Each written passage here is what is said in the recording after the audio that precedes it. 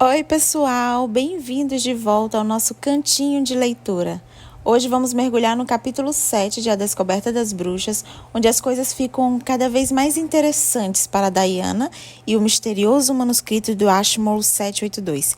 Se você está acompanhando, pega um chá, se aconchegue e vem comigo nessa jornada mágica. E se é a sua primeira vez aqui, não se preocupe, aqui no card está a playlist com todos os capítulos que já lemos até agora.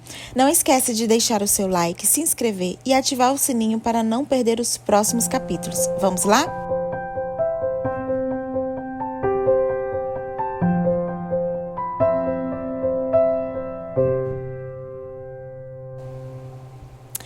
Então, contextualizando, no último capítulo, Diana, ela foi apresentada a uma demônia. Na verdade, esse demônio, ele se auto-apresentou enquanto ela estava tentando fugir das criaturas lá da biblioteca.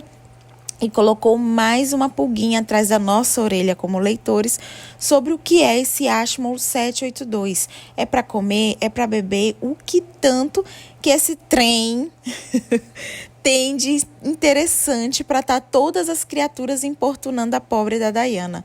Que ela só tinha um sonho, ter o espaço da biblioteca para escrever a sua apresentação, se preparar e estudar e ser feliz. Então, dito isso, vamos agora para o capítulo 7. Capítulo 7. Acordei às 2h15 da madrugada com uma terrível sensação de afogamento. No sonho, eu tentava me desvencilhar das cobertas transformadas em algas marinhas para chegar à superfície clara da água. Já estava quase conseguindo quando alguma coisa me agarrou pelos tornozelos e me puxou para o fundo. Como sempre acontecia nos pesadelos, acordei abruptamente antes de descobrir o que estava me agarrando. Fiquei desorientada por alguns minutos com o corpo molhado de suor e o coração palpitando em um ritmo staccato e reverberando na caixa torácica. Com muita cautela, me sentei na cama. Alguém me olhava da janela com os olhos negros encovados. Só depois me dei conta de que era o meu próprio reflexo no vidro da janela. Notei isso quando fui para o banheiro pouco antes de passar mal. Passei os 30 minutos seguintes me contorcendo no chão frio e culpando Matthew Claremont e outras criaturas pelo mal-estar. Por fim, me arrastei de volta para a cama e dormi por algumas horas. Quando amanheceu, vesti o traje de remadora. Ao passar pela portaria, o porteiro me olhou com ar de espanto. A senhora vai sair a essa hora com toda essa neblina, doutora Bishop? Se me permite dizer, a senhora está parecendo uma vela queimada pelos dois lados. Não seria uma boa ideia continuar na cama? O rio não vai sair do lugar, ele vai estar lá amanhã. Considerei o conselho de Fred e balancei a cabeça em negativa. Eu estou me sentindo bem, ele me olhou em dúvida. Além do mais, os estudantes voltam esse final de semana. A pavimentação úmida e escorregadia pelo tempo ruim e o meu cansaço me fizeram correr mais devagar. Minha rotina habitual me fazia passar pela Oriel College até os portões de ferro alto e negros entre Merton e Corpus Christi. Os portões ficavam trancados do anoitecer ao amanhecer, para manter os curiosos longe da campina que margeava o rio. Mas a primeira coisa que se aprendia ao remar em Oxford era escalá-los. E eu os escalei com facilidade. O rotineiro ritual de colocar o barco na água surtiu o efeito esperado. Quando o barco se afastou da doca e penetrou na neblina, eu já me sentia quase normal. Remar em meio à neblina é quase como voar. O ar abafa o rumor dos pássaros, dos automóveis e amplifica a batida suave dos remos na água e o chiado do assento do barco. Sem a visão das margens do rio e dos pontos familiares, não há nada em que se guiar, senão nos próprios instintos. Logo entrei no ritmo do barco, com olhos e ouvidos sintonizados nas eventuais variações no som das remadas, pois os remos poderiam mostrar uma aproximação maior das margens ou de alguma sombra indicando a presença de outro barco.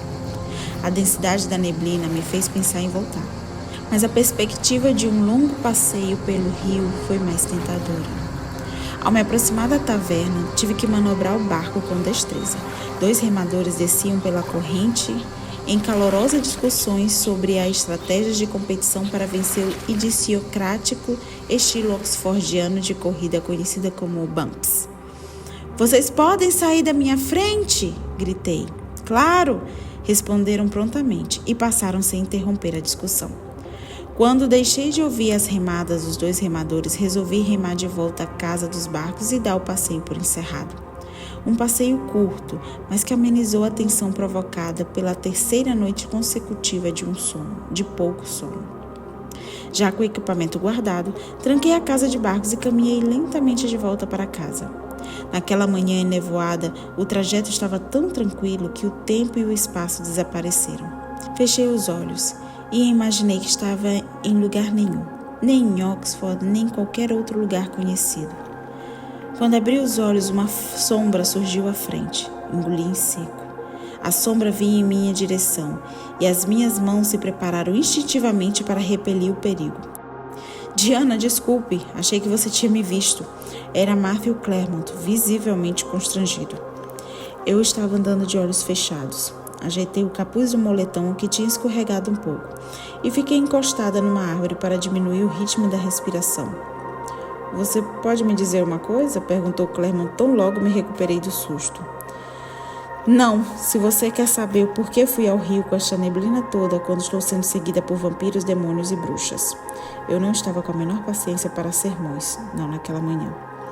Não é isso. A voz dele assumiu um tom ácido. Embora a pergunta venha a calhar. O que eu quero saber é por que você caminha de olhos fechados.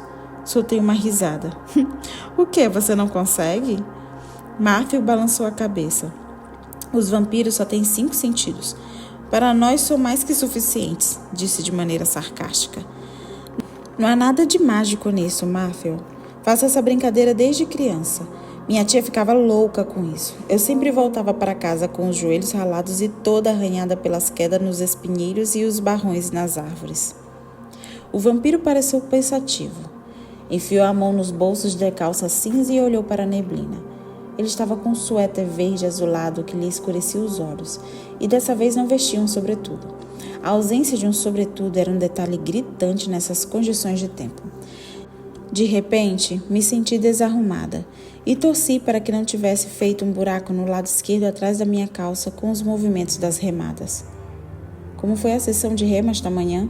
Ele disse por fim, como se realmente não soubesse, já que não tinha saído para o seu passeio matinal. Boa, respondi laconicamente. Não há muita gente aqui esta manhã. É mesmo, mas prefiro assim, com pouca gente no rio. E não é arriscado rimar com esse tempo, com tão poucos barcos no rio? Ele disse em tom suave, e se não fosse um vampiro de olho em cada movimento meu, eu teria considerado a pergunta como uma tentativa desajeitada de entabular uma conversa. Por que seria arriscado? Se acontecesse alguma coisa, não haveria ninguém por perto. Eu nunca tinha cogitado isso, mas ele tinha razão. De todo modo, deixei para lá. Os estudantes estarão de volta na segunda-feira. Estou aproveitando a calmaria enquanto posso. As aulas vão começar realmente na próxima semana? Claremont pareceu sinceramente surpreso. Você está ou não está na faculdade? Sorri. Tecnicamente sim, mas sem fazer contato com os alunos. Eu estou aqui para a pesquisa. Os lábios dele se apertaram. Ele não achou graça. Deve ser ótimo, eu disse, pensando na minha palestra introdutória para 300 alunos e muitos calouros agitados. É tranquilo, o equipamento do laboratório não faz perguntas. Mas a doutora Shepard e o Dr. Whitmore são meus assistentes, de modo que não ficou completamente sozinho. O tempo estava úmido e frio. Além disso, não me parecia natural conversar com um vampiro em plena neblina. Eu tenho que ir para casa. Quer uma carona?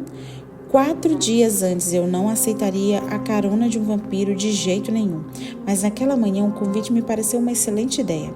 Sem falar que eu teria uma oportunidade de saber o que levava um bioquímico a se interessar tanto por um manuscrito alquímico do século XVII. Ótimo. A expressão tímida de Claremont se desarmou de cima para baixo. Meu carro está estacionado aqui perto, disse, apontando na direção de Christ Church College. Caminhamos em silêncio por alguns minutos em meio à névoa acinzentada, pela estranheza de uma bruxa e um vampiro a sós. Ele reduziu o passo para se manter ao meu lado e ali na rua pareceu mais relaxado que na biblioteca. Sua faculdade é essa? Não, nunca fui membro aqui.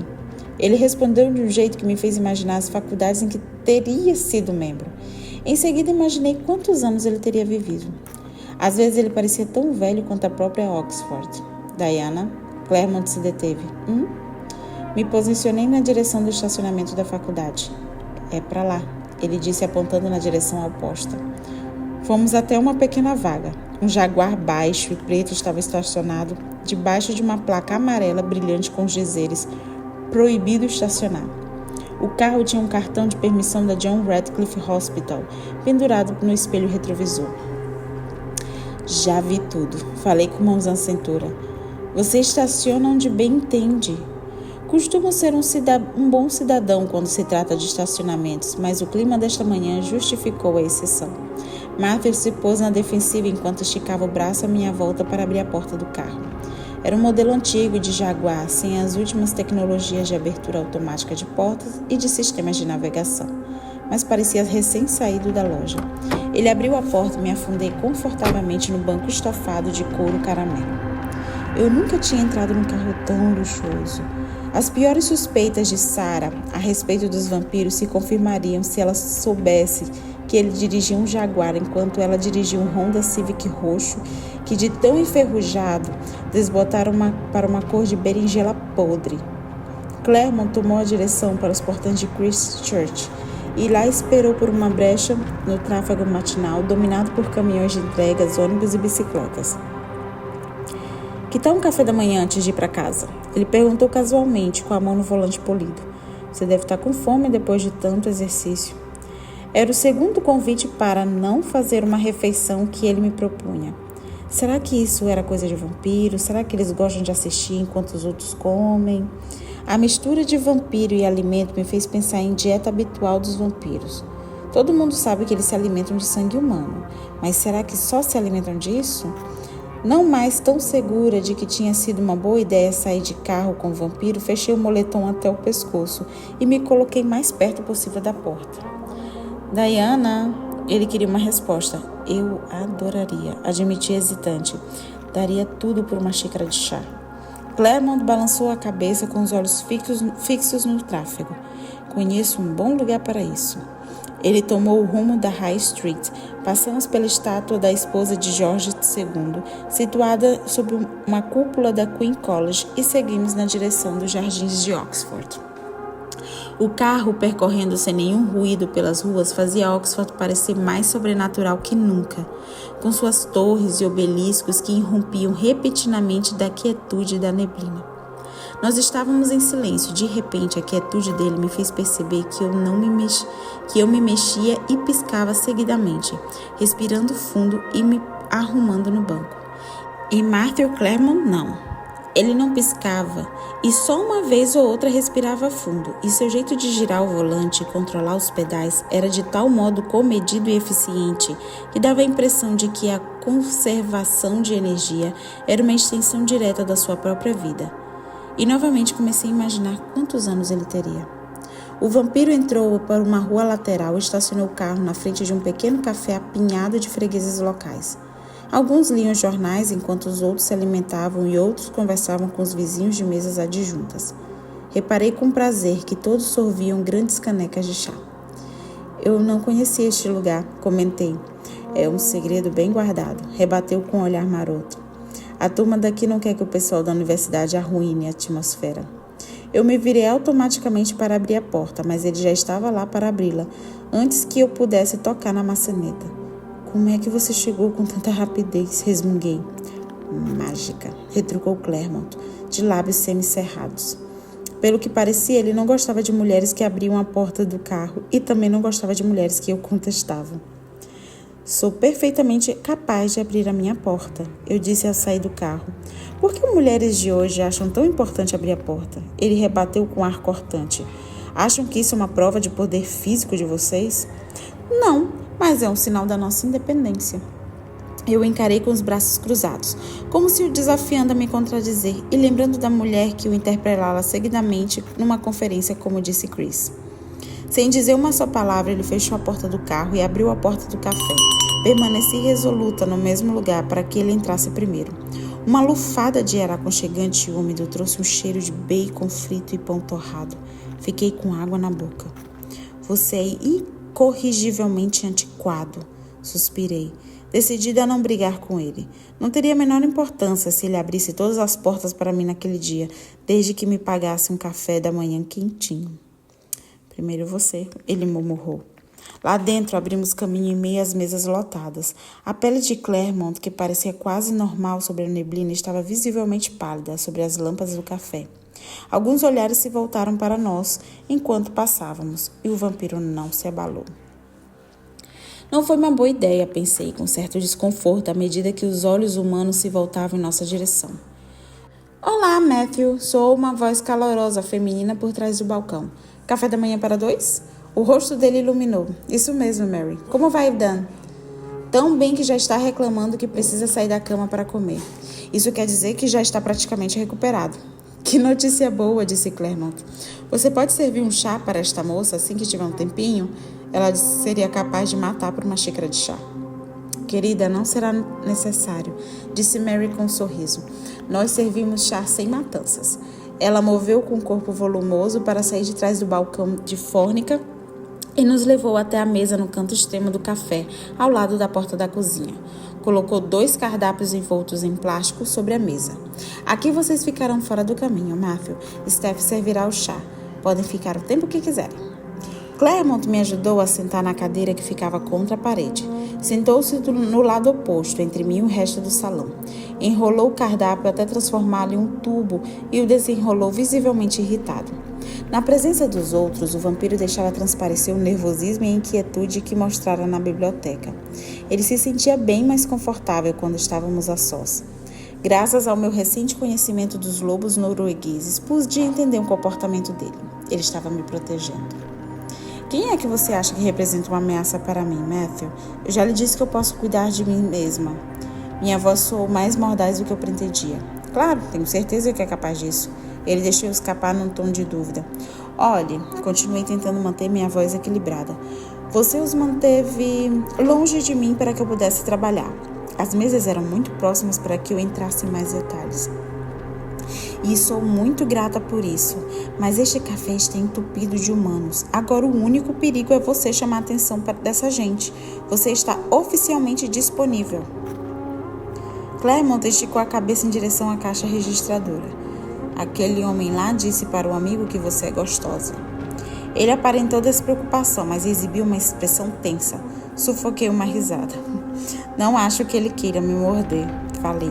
A pele do vampiro se acinzentou. Pelo que eu sei da moderna gíria britânica, gostosa é um elogio e não uma ameaça. Ele continuou com um olhar carrancudo. Se você não gosta do que está ouvindo, pare de ouvir a conversa dos outros.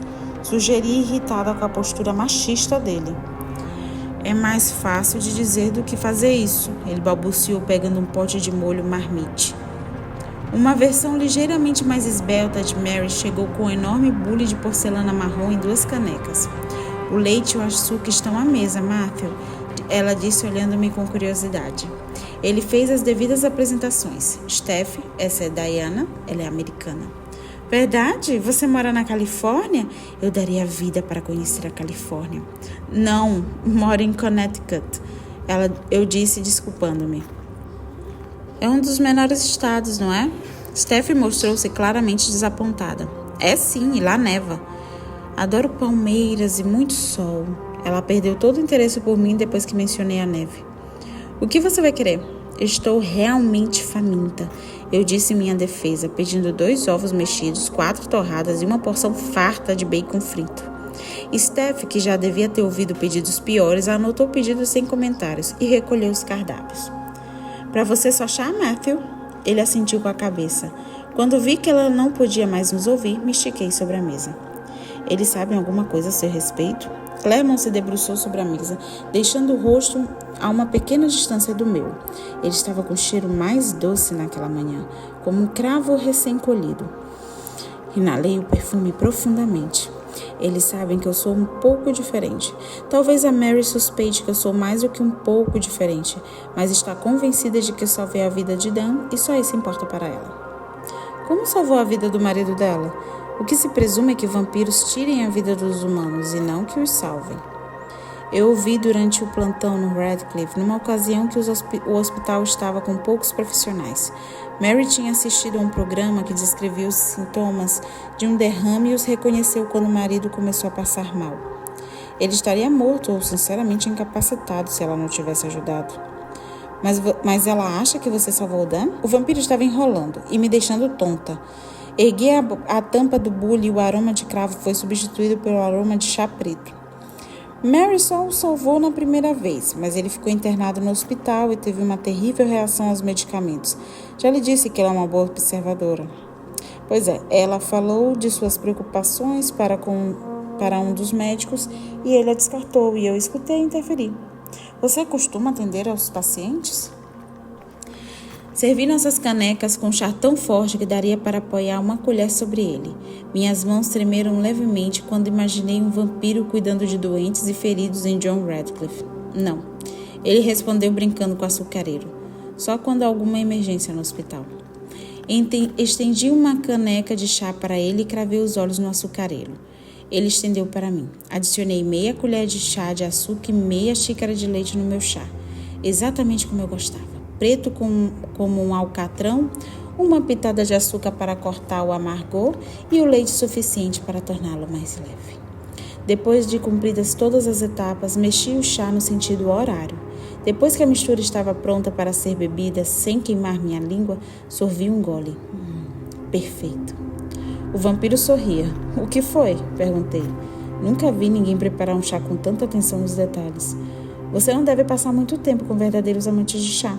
Tudo isso implica ser capaz de medir a força do chá antes de lhe adicionar o açúcar e o leite. A caneca dele continuava fumegante e intocada à frente dele. Vejo que você gosta do seu bem preto. Na verdade, o chá não é minha bebida preferida. Ele disse com um tom um tanto displicente. E qual é a sua bebida preferida?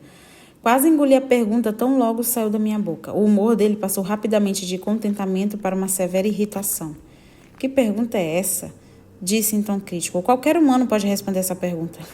Me desculpe, não devia ter perguntado. Segurei a caneca com força buscando equilíbrio. Não deveria mesmo. Tomei meu chá em silêncio. Nós dois nos viramos para olhar quando Steph se aproximou com uma cestinha cheia de torradas, um prato com ovos mexidos e fatias de bacon. Mamãe disse que você está precisando de verduras e legumes, explicou Steph quando arregalei os olhos para ver a porção de cogumelos fritos e tomates que acompanhavam o café da manhã. Ela disse que você está parecendo um cadáver. Muito obrigada, eu disse. A crítica de Mary à minha aparência não diminuiu em nada o meu apreço pela porção extra de alimento. Steph riu e Claremont esboçou um sorriso quando peguei o garfo e comecei a comer. Era uma iguaria quente e cheirosa, com uma proporção perfeita entre o exterior crocante e o interior macio. Com a fome parcialmente saciada, comecei um metódico ataque aos cestos de torradas, pegando uma torrada fria em forma de triângulo e passando manteiga. O vampiro assistia à minha refeição com a mesma atenção de que quando me viu preparando o chá. Então, por que ciência? Arrisquei enfiando a torrada na boca antes que ele me respondesse. E por que história? A voz dele soou como se quisesse fugir da questão, mas ele não me descartaria tão facilmente. Você primeiro. Talvez porque precisasse de uma razão para estar aqui. Ele respondeu com olhos fixos na mesa. Começou a rodear o açucareiro com um anel de pacotinhos azuis de adoçante, como se o açucareiro fosse um castelo cercado por um fosso.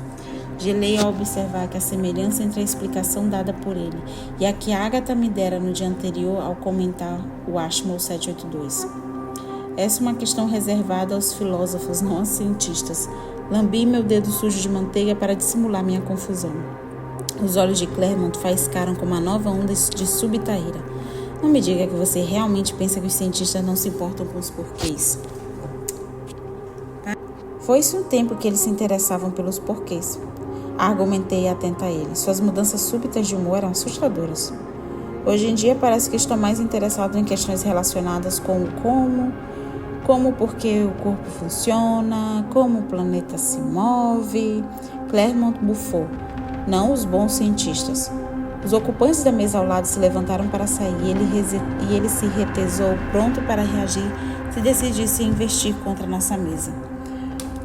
E você é um bom cientista. Ele ignorou essa informação. Qualquer dia você terá que me explicar que relação há entre neurociência, a pesquisa do DNA, o comportamento animal e a evolução. Para mim parece que não se encaixam. Dei uma outra mordida na torrada. Ele ergueu a sobrancelha esquerda. Estou vendo que você andou lendo jornais científicos, disse com um tom cortante. Dei nos ombros. Você tinha uma vantagem injusta. Conhecia tudo sobre o meu trabalho. Só procurei equilibrar o jogo. Ele resmungou. Alguma coisa entre os dentes, talvez em francês. Tive muito tempo para refletir, disse com um inglês insípido, enquanto alargava o fosso ao redor do castelo com outro papel de pacotinhos azuis de adoçante. Não há conexão entre essas atividades. Mentiroso, retruquei suavemente. A fúria de Claremont diante da minha acusação não me surpreendeu, mas a velocidade de sua frustração me fez retroceder. Era um lembrete que eu estava tomando um café da manhã com uma criatura que podia ser letal. Diga você então que conexão há entre elas, ele disse entre os dentes. Não tenho certeza, admiti com sinceridade, mas alguma coisa as encaixa, alguma coisa que conecta e dá sentido às suas pesquisas. A única explicação é que você é um intelectual que gosta de ciscar em diferentes áreas, o que é ridículo pelo respeito que sua obra tem. Ou então você é daquele tipo que se entedia com muita facilidade, e não me parece que você é um intelectual entediado. Acho que até que é o oposto disso. Claremont me observou atentamente até o silêncio se tornar insuportável. Meu estômago começou a reclamar da quantidade de comida que eu tinha ingerido, achando-me capaz de absorvê-la. Eu me servi um pouco de mais de chá e o bebi enquanto esperava pela réplica dele. Para uma bruxa, até que você é boa observadora. Os olhos do vampiro refletiam admiração. Matthew, os vampiros não são os únicos que caçam. Claro, nós todos caçamos alguma coisa, não é mesmo, Diana? Ele disse o meu nome lentamente. Agora é minha vez. Por que história? Você ainda não me respondeu tudo o que eu perguntei. E eu ainda nem tinha feito a pergunta mais importante. Ele balançou firmemente a cabeça negativa e redirecionei minha energia, desviando-a da minha sede de informação para a tarefa de proteger contra as tentativas dele de extrair informações de mim. Acho que a princípio me senti atraída pela ordem que há na história. Minha voz soou surpreendentemente experimental. O passado parecia ser tão previsível, como se nada tivesse acontecido antes pudesse surpreender. Quando a história é contada por quem não esteve presente, disse o vampiro secamente. Soltei um risinho. Acabei descobrindo isso. Mas no começo era assim que me parecia. Os professores de Oxford transformavam o passado em história bem acabada, com início, meio e fim. Tudo parecia lógico e inevitável. As histórias que eles narravam me fisgaram e pronto. Nenhuma outra disciplina me interessava. E me tornei historiadora e nunca me arrependi.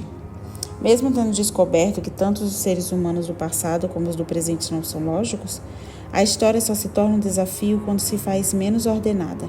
Toda vez que pego um livro ou um documento do passado, eu me confronto com personagens que viveram centenas de anos atrás. Pessoas com segredos e obsessões, com coisas que não querem ou não podem revelar. Meu trabalho consiste em descobrir essas coisas. E quando você não pode? E quando elas não querem explicação? Isso nunca me ocorreu, eu disse depois de refletir sobre a pergunta. Pelo menos é o que eu acho. Tudo o que se tem que fazer é ser um bom ouvinte. Na verdade, ninguém gosta de guardar segredos, nem os mortos. As pessoas deixam pista por todos os lados, e se você prestar atenção, consegue juntá-las. Então, para você, o historiador é um detetive, ele observou. Sim, mas com menos riscos. Eu me reencostei na cadeira achando que as perguntas já tinham terminado. E por que a história da ciência? Ele prosseguiu. Talvez pelo desafio de me deparar com mentes brilhantes. Tentei não soar como uma falastrona, nem deixar que a voz se elevasse ao final da frase, e falhei. Claremont abaixou a cabeça e começou a desmontar lentamente o castelo cercado pelo fosso de adoçantes. O bom senso me aconselhou a permanecer calada, mas os nós dos fios dos meus próprios segredos começaram a se desfazer.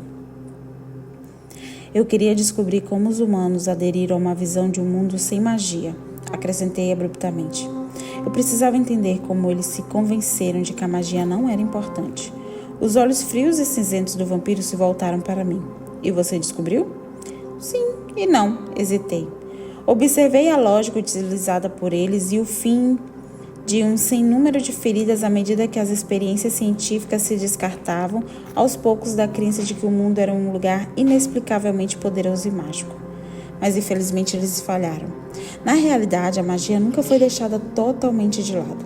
A magia ficou esperando até que o mundo se desencantasse com a ciência e retornasse para ela. Daí a alquimia, ele disse. Não, protestei. A alquimia é uma das primeiras formas de ciência experimental. Talvez, mas você não acha que a alquimia está isenta de magia? A voz de Matthew soou resoluta. Li a sua obra. Nem mesmo você conseguiu descartar a magia de cabo a rabo. Então a alquimia é uma ciência com magia.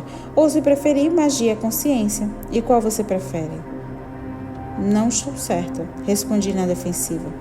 Muito obrigada. O olhar de Claire mostrou que ele percebia que para mim era difícil falar do assunto. Não há de quê, acho. Afastei uma mecha do cabelo dos olhos, me sentindo um pouco abalada. Posso perguntar outra coisa? Ele me olhou desconfiado, mas fez sim com a cabeça. Por que você está interessado no meu trabalho, na alquimia? Claremont cogitou por um segundo para responder, mas voltou atrás. Afinal, eu acabara de revelar um segredo meu, agora era a vez dele. Os alquimistas também queriam descobrir a razão de estarmos aqui. Ele estava sendo sincero, isso era visível para mim, mas não esclarecia o interesse dele por Ashmole 782. Ele consultou o relógio rapidamente. Se já terminou, é hora de levá-la para casa. É melhor se agasalhar antes de ir para a biblioteca. Eu preciso mesmo de um bom banho. Me levantei e me alonguei, movimentando o corpo para aliviar a tensão concentrada naquele ponto. Eu preciso fazer yoga esta noite.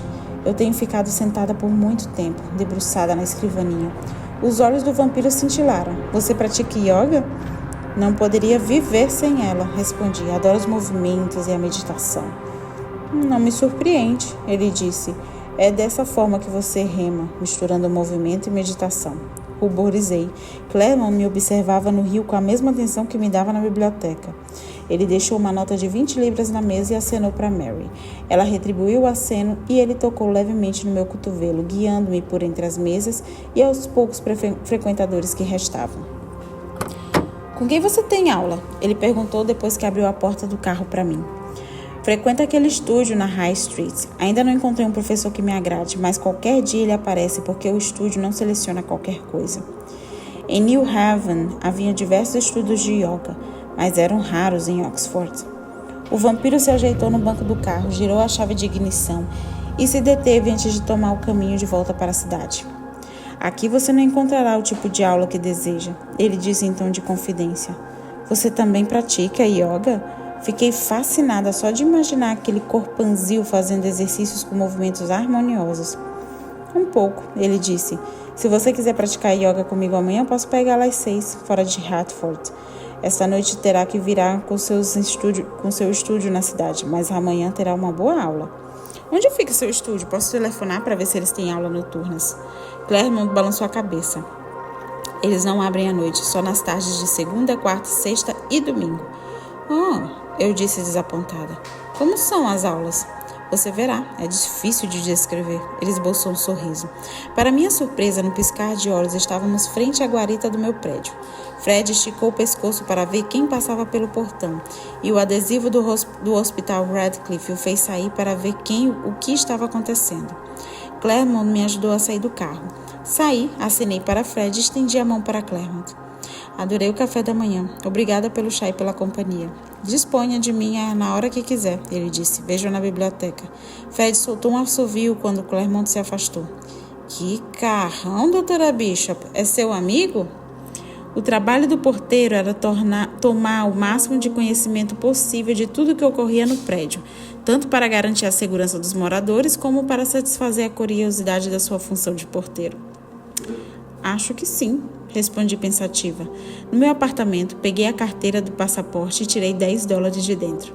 Levei alguns minutos para encontrar um envelope, enfiei a nota lá dentro sem nenhum bilhete e o enderecei a Chris, com via aérea, em letras maiúsculas e os dados postais no canto superior do envelope. Chris nunca me perdoaria se eu não deixasse saber que ele ganhara a aposta. Nunca. E aí, gostaram? Assim, a gente está vendo de pouquinho em pouquinho que a Diana ela está cedendo para a presença do Matthew, né? Eu achei muito cômico como foi terminado esse capítulo com ela constatando que perdeu a aposta porque ela foi tomar um café da manhã com Matthew Clairmont. E quem não iria, né, com esse vampiro charmoso, por mais perigoso que ele seja. E aí, você acha que ela deveria confiar nele ou correr o mais rápido possível? E, gente, mais um capítulo, a gente não sabe o que é esse Ashmole 782, do que ele se trata, do que ele é. E será que ele tem uma vida própria? Por que ninguém não vai lá na biblioteca e simplesmente pede esse diacho desse manuscrito? Me conta nos comentários o que você achou desse capítulo e o que você faria no lugar de Diana. Vamos conversar. E chegamos ao fim de mais um capítulo. Já estou ansiosa para o próximo. Se você gostou, não esquece de curtir, se inscrever e compartilhar com quem ama a Descoberta das Bruxas.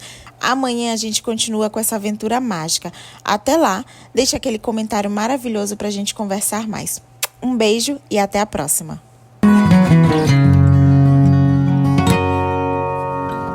Que carrão, doutora Bishop. É seu amigo?